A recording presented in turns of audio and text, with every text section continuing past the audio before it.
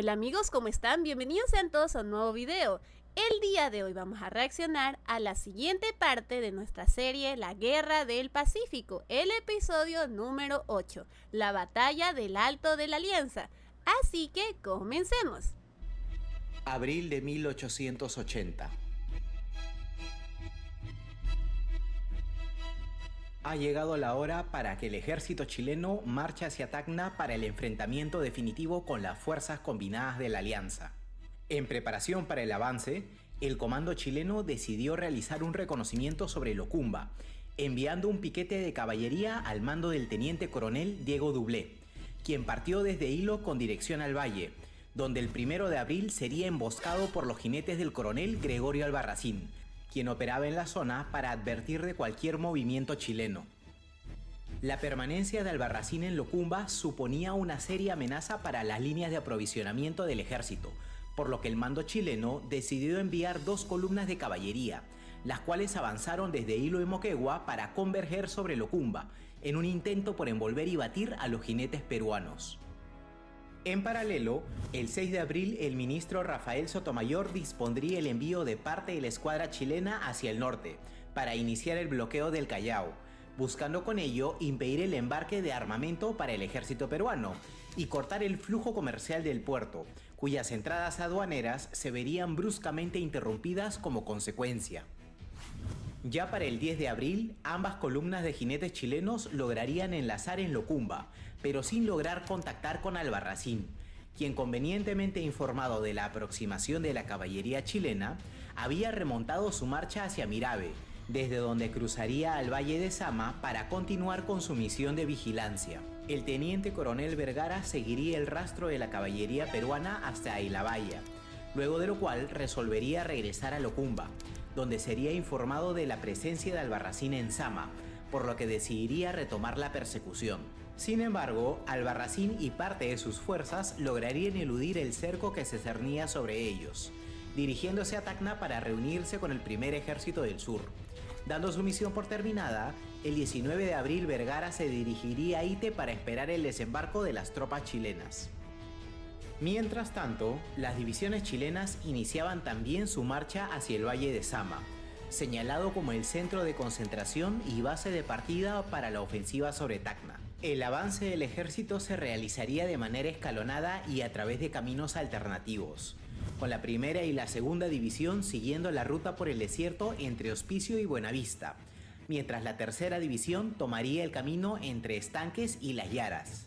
Finalmente, la cuarta división, junto con toda la artillería de campaña, se embarcarían con dirección a Ite, desde donde serían posteriormente reforzados con el arribo de varios cuerpos del ejército de reserva acantonado en Tarapacá, enviados con la misión de unirse a la ofensiva en Tacna. Sin embargo, como el ataque sobre Tacna demandaría de la concentración de todo el ejército expedicionario, el ministro Sotomayor dispuso también el envío de 3 batallones adicionales del ejército de reserva, de 500 plazas cada uno, para resguardar la línea entre Pacocha, Hospicio y Locumba, en previsión de un posible ataque del segundo ejército del sur, que se sabía tenía instrucciones de aproximarse desde Moquegua.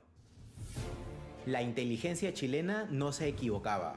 El 12 de abril el coronel Isaac Recabarren arribó a Arequipa, con órdenes de ponerse a la cabeza de los batallones allí organizados, en tanto el nuevo jefe del segundo ejército del sur, el coronel Segundo Leiva, se encontraba en tránsito. Tan pronto llegado a Arequipa, Recabarren se dedicaría de lleno a la difícil tarea de alistar el avance del ejército, conformado casi enteramente de reclutas, pobremente equipados y de escasa disciplina militar. Sin embargo, la labor de Recabarren le ganaría disputas con el jefe de Estado Mayor y el prefecto de Arequipa, por lo que terminaría siendo puesto bajo arresto, paralizando con ello el alistamiento y marcha de los refuerzos peruanos. Ya para el 28 de abril, el coronel Leiva arribaría finalmente a Arequipa, con lo cual se reiniciarían parcialmente los preparativos del ejército, en tanto Leiva esperaba la llegada de nuevos cuerpos. Mientras tanto, en Tacna crecían los desacuerdos entre el alto mando aliado. Por un lado, el contraalmirante Lizardo Montero consideraba que la carencia generalizada de medios de movilidad impedía a las tropas aliadas intentar cualquier tipo de desplazamiento, por lo que mantenía la rígida consigna, expedida por Nicolás de Piérola, de no abandonar Tacna sin ofrecer combate, proponiendo la defensa en los alrededores de la ciudad, condición que le permitiría mantener contacto directo con Arica, en caso fuera necesario replegarse para plantear allí la defensa final del territorio. Por su parte, el coronel Eliodoro Camacho proponía que el ejército aliado avanzara hacia Sama y preparara allí el dispositivo defensivo, aludiendo que de esta forma se acortaría la distancia con los esperados refuerzos de Arequipa, al mismo tiempo que se le negaría al ejército chileno los abundantes recursos de este valle, obligándolo a presentar combate de manera escalonada o a asentarse en el valle de Locumba, donde sus tropas serían diezmadas por el paludismo. Además, para Camacho la defensa de Tacna y Arica constituían objetivos de menor relevancia estratégica, por lo que consideraba posible una eventual retirada si con ello se lograba asegurar la supervivencia del ejército para poder plantear combate en circunstancias más favorables. Las tensiones entre ambos jefes aliados iban en aumento cada día, mientras que el coronel Camacho despachaba correspondencia al general Narciso Campero, exponiéndole las implicancias de ambos planes y solicitándole órdenes y la potestad para operar con autonomía. Al comprender lo delicada de la situación en momentos tan cruciales para la alianza, Campero prepararía el envío de una división boliviana de refuerzo desde La Paz, luego de lo cual emprendería él también su marcha a Tacna, a donde llegaría sorpresivamente la noche del 19 de abril para ponerse a la cabeza del primer ejército del sur, valiéndose de la autoridad que le daba su rango de presidente en campaña, de acuerdo a lo establecido en el Tratado de Alianza Defensiva. Al asumir el mando, Campero se echó a la tarea de pasar revista a sus tropas, comprobando por sí mismo la falta generalizada de elementos de transporte de la que adolecía el ejército en su conjunto.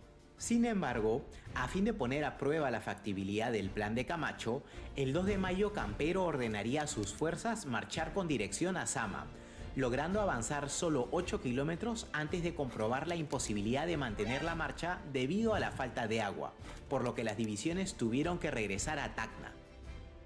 A pesar de la fallida marcha hacia Sama, Campero aprovecharía el desplazamiento realizado para identificar una posición defensiva más adecuada a sus planes, eligiendo para ello el Cerro del Intiorco, el cual sería prontamente rebautizado por las tropas aliadas con el nombre de Alto de la Alianza.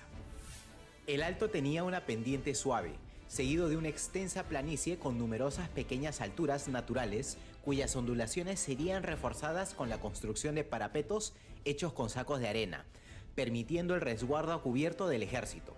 Además, la relativa cercanía de la posición a la ciudad de Tacna y al río Caplina facilitaba el acarreo de agua y alimentos destinados a las tropas, las cuales serían desplegadas por Campero trazando una línea defensiva de más de 2.000 metros de largo.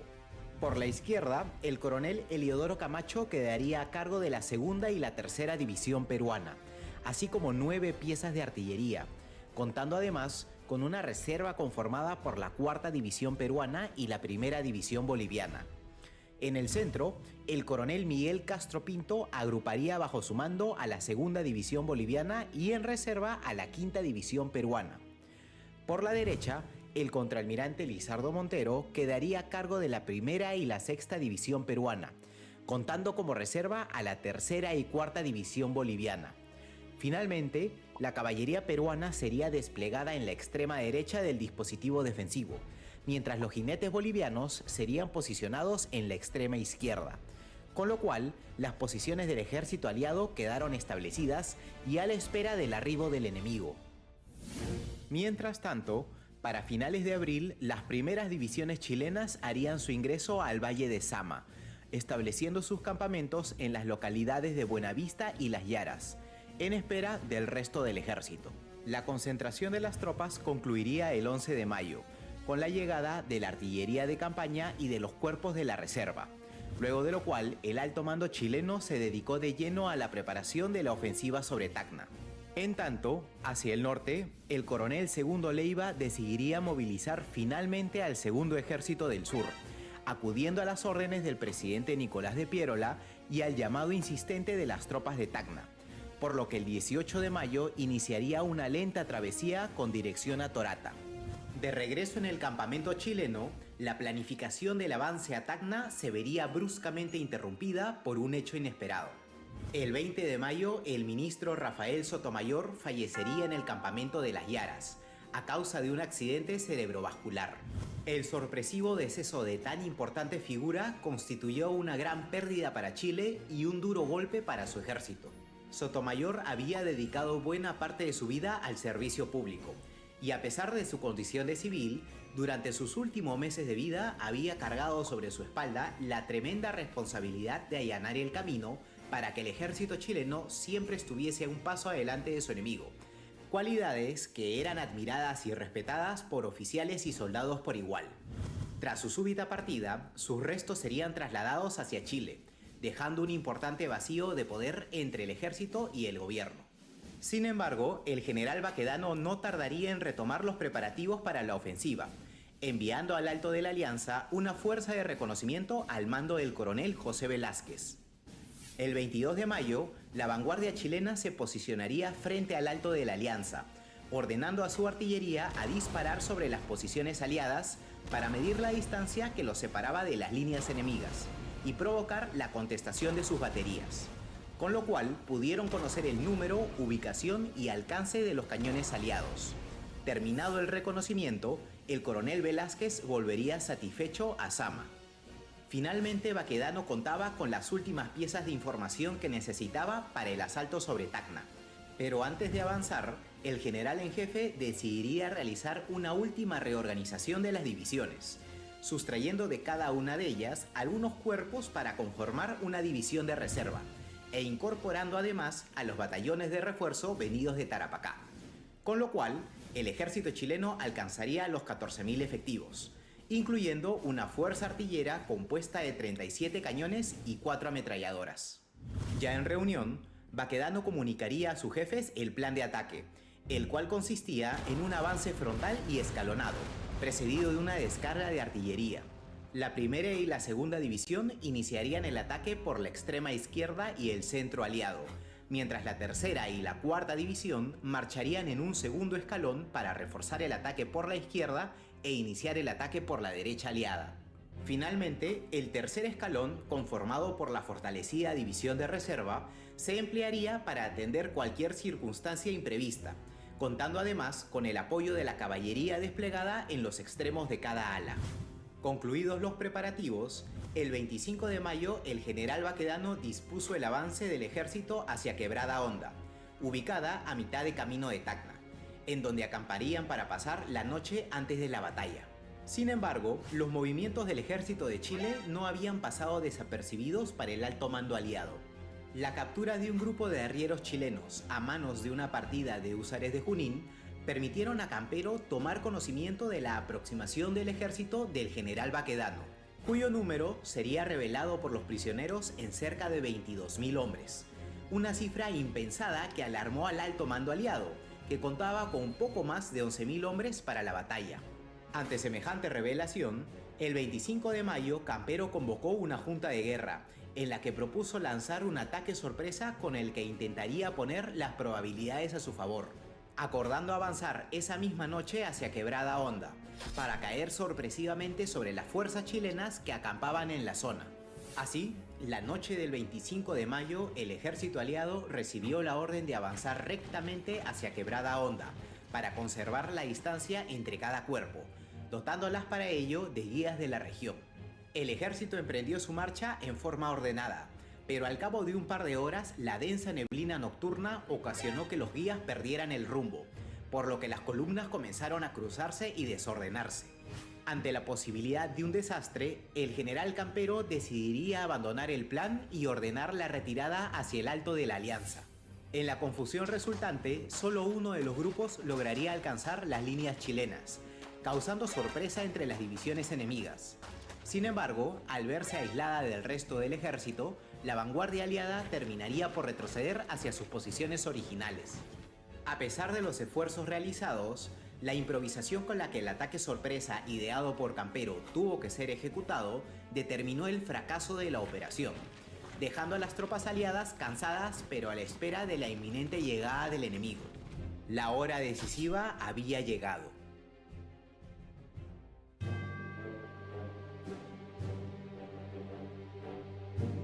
A las 8:30 de la mañana del 26 de mayo, el ejército chileno inició su despliegue en el Alto de la Alianza. La batalla comenzaría con un prolongado intercambio de artillería, que a pesar de su intensidad, tuvo un limitado efecto en ambos bandos, ya que ni los artilleros aliados ni los chilenos estaban entrenados en el uso de las granadas con espoleta de percusión, que terminaban enterrándose en la arena antes de explotar. Entonces, a las 10 de la mañana, los cañones de ambos bandos se enmudecieron y el comando chileno dio finalmente la orden para que el primer escalón iniciara el ataque sobre las posiciones enemigas.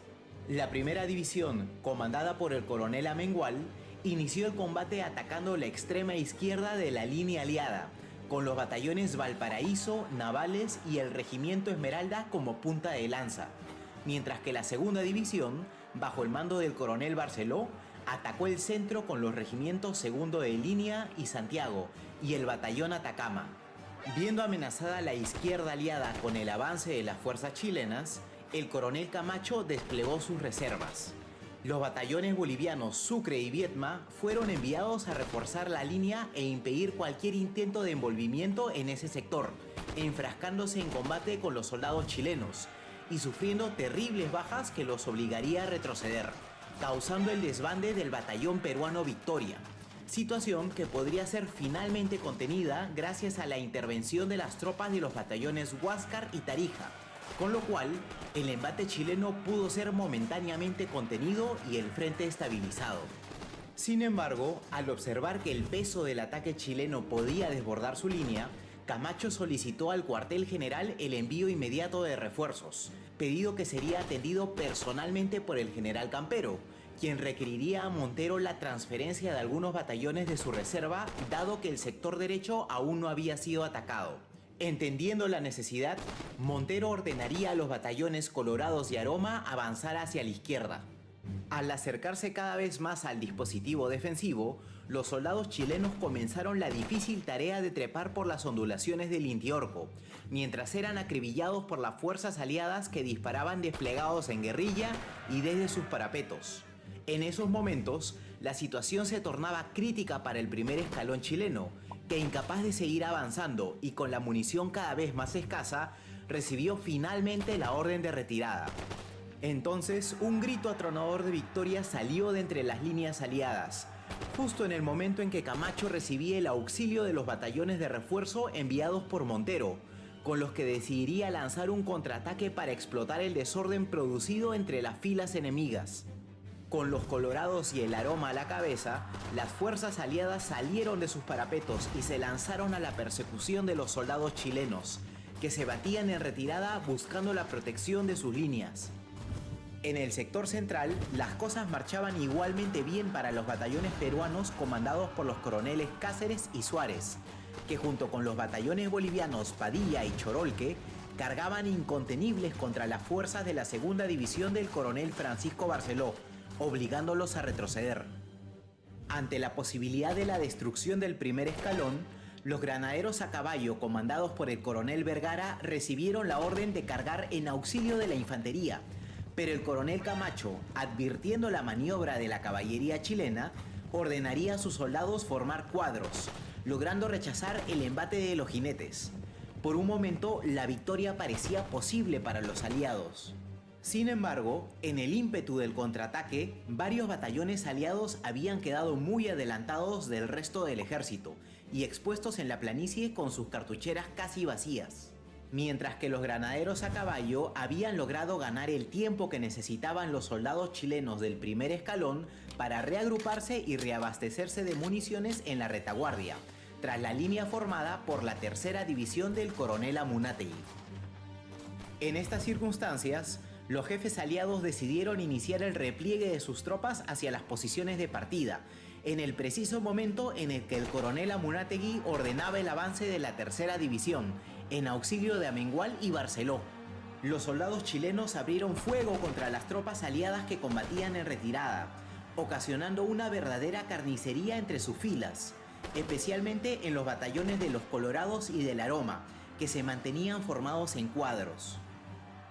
En el vigoroso contraataque chileno, muchos jefes y oficiales aliados morirían o caerían heridos, incluyendo a los coroneles Camacho y Suárez, mientras que sus diezmados batallones, ahora casi sin municiones, lograban llegar hasta la planicie del Intiorco, solo para presenciar el inicio del ataque sobre el ala derecha y la huida de la caballería boliviana del campo de batalla. Ante el desolador escenario y sin la dirección de sus oficiales, las tropas aliadas comenzarían a retirarse del campo de batalla para evitar ser envueltas por el enemigo, siendo cubiertos por los jinetes del coronel Gregorio Albarracín. Mientras tanto, en el ala opuesta, la cuarta división chilena se empeñaba en el ataque contra la posición que defendía el contraalmirante Montero, quien al haber tenido que ceder parte de sus reservas, solo contaba con el batallón Nacionales para extender su línea y evitar el envolvimiento de sus tropas. Los soldados peruanos intentaron frenar el avance chileno mientras estos trepaban por las pendientes del terreno, pero tras varias horas de combate y ante la falta de municiones, el resultado terminaría por inclinarse definitivamente a favor de las tropas chilenas. Finalmente, al advertir la aproximación de la reserva chilena encabezada por Muñoz y el colapso total del ala izquierda aliada, el contraalmirante Montero caería en cuenta de la derrota, ordenando la evacuación de la posición y el repliegue del remanente de sus tropas hacia Tacna. Ya para las 2:30 de la tarde, los chilenos terminarían por someter los últimos reductos aliados, asegurando así el control total del cerro del Intiorco y despejando el camino para la ocupación de Tacna. La batalla del Alto de la Alianza concluiría con una decisiva victoria para el ejército chileno, que se saldaría con un elevado número de bajas para ambos bandos, significando además la dispersión total del ejército profesional aliado. Luego del combate, muchos soldados huirían ante la posibilidad de ser capturados o ultimados por el enemigo, mientras que parte del remanente del ejército peruano se retiraría hacia Tacna, con la intención de plantear allí la defensa de la plaza.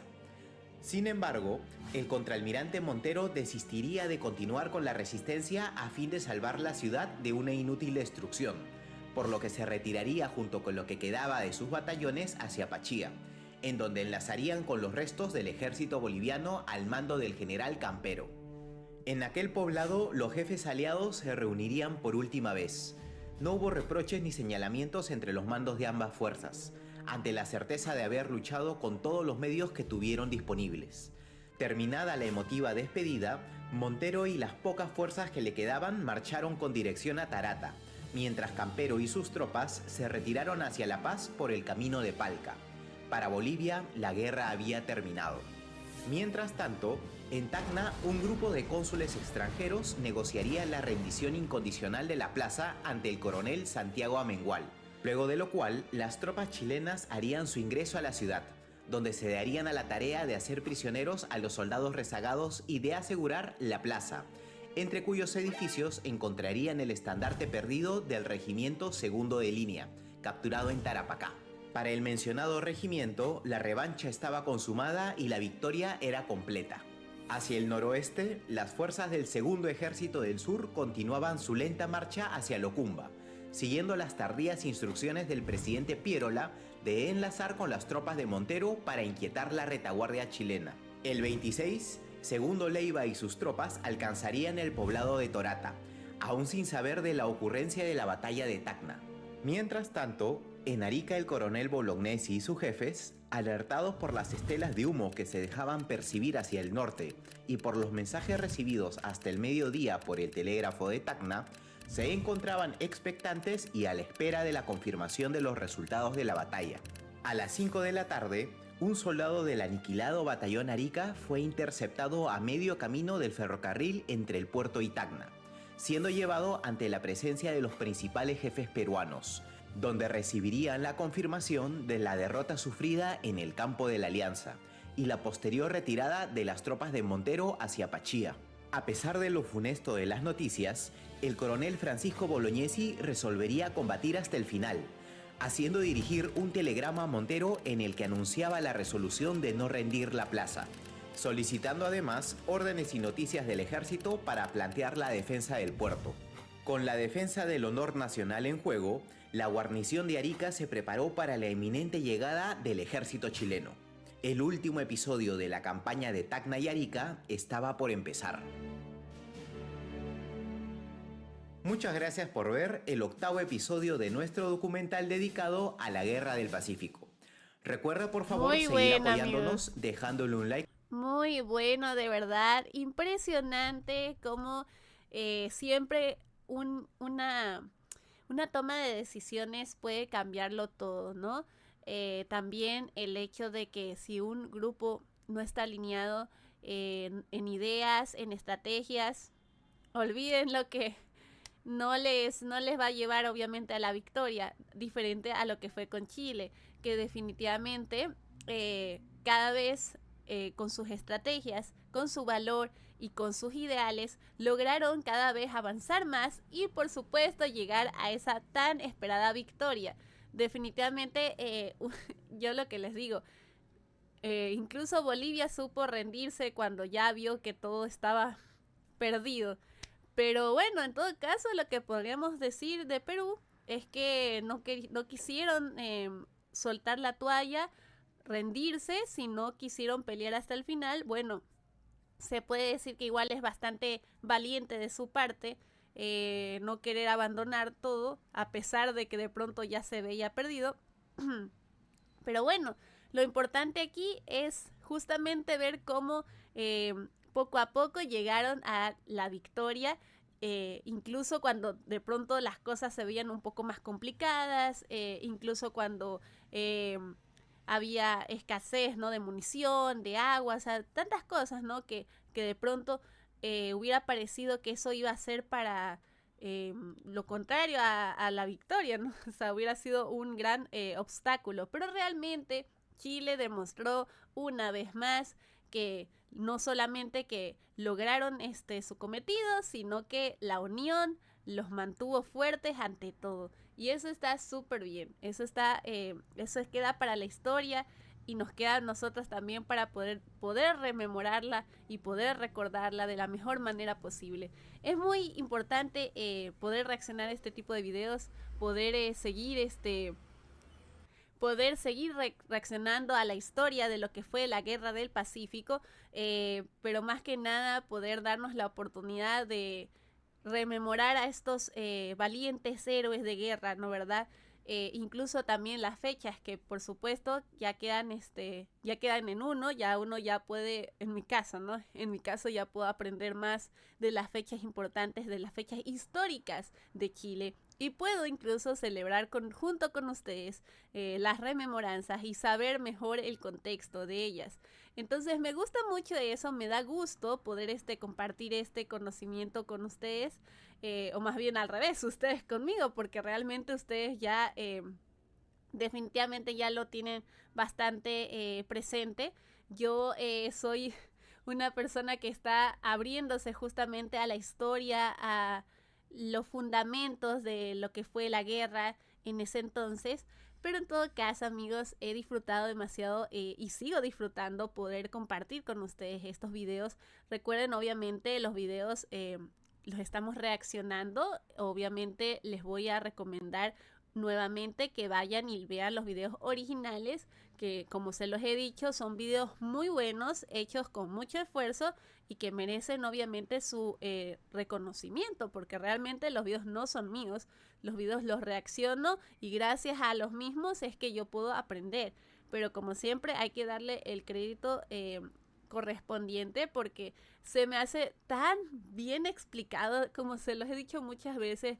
Me facilita mucho comprender la historia más allá de imágenes estáticas. Esto es bastante dinámico, bastante de manera inteligente procesarlo, ¿no? La información. Entonces amigos, no olviden por favor irse a pasar y dejar su apoyo también a los videos originales, al igual que estos. Y por supuesto, muchas gracias de verdad por seguir reaccionando junto conmigo a esta misma serie, ¿no? Que está muy buena. Ya estamos un poco cerca del final. Si no mal recuerdo, me parece que eran 13 episodios tal vez. Si es que no estoy mal, y si no, me corrijo. Pero en todo caso, está siendo para mí un gustazo poder seguir, ¿no? Cada vez con un nuevo episodio. Yo sé que ya cada vez que terminamos uno ya queremos ver el siguiente, entonces estoy muy contenta por eso, me da gusto ver el apoyo y seguirlo viendo junto con ustedes. Pero bueno amigos, ya saben, si les gusta el video dejen su like, comenten, suscríbanse si no se han suscrito, compartan el video con todos sus amigos, familiares o quien quiera que conozca, quienes necesiten conocer de pronto la historia de Chile o a lo mejor estén estudiando justo del mismo tema, pues aprovechen amigos, por favor compartan este video junto con ellos y por supuesto ya saben le dan a la campanita para que les avise cada vez que subimos un nuevo video. De igual manera si quieren apoyarnos de otras maneras, si ya están suscritos, saben que me pueden seguir en todas mis redes sociales, estoy como Ana Gaby Star y de otra manera que también nos pueden apoyar es también dándonos pequeños tips a través de la opción de unirse al canal que diferente a la suscripción, de esta manera pueden obtener diferentes beneficios que yo sé que les va a encantar y de esta manera también me apoyan no solo a mí sino a todos los miembros del canal para poder seguir creciendo y poder seguir compartiendo estas bonitas reacciones junto con ustedes. Eso amigos, muchas gracias, nos vemos en una siguiente reacción o en este caso en el siguiente episodio de la Guerra del Pacífico. Adiós amigos, que se cuiden muchísimo, adiós.